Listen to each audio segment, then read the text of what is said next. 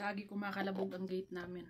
Amo kong lalaki kapag aalis, babalik siya agad, uuwi siya agad. Natakot yata siya na baka tatakas ako. Charot.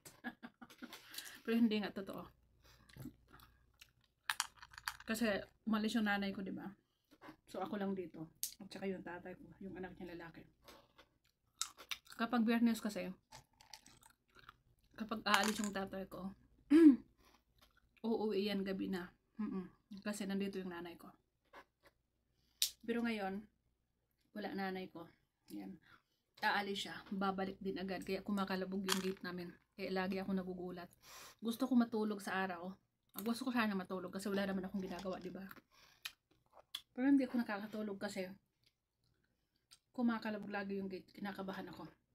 At saka wala akong tiwala ba. Natatakot ako. Isip ko kasi nandito yung amo kong lalaki. Kaya hindi ako kampante. Kahit na nakalak lagi yung pintuan ko. Wala. Hindi ako nakakatulog. Ganun kadumi yung utak ng tatay ko. Takot siya sa sarili niyang anino. Takot siya na. At saka, amo kong babae pag nandito, kunwari aalis yun, hindi niya nilalak yung pinto. Pero kapag amo kong lalaki ang nandito, katulad dito ngayon, nilalak niya yung pinaka main door doon. Yung ko parang takot na takot siya. Tapos lagi din naman siyang saglit lang, kung aalis siya, saglit din lang naman, babalik din siya agad. Pero takot siya. Takot siya sa sarili niyang anino.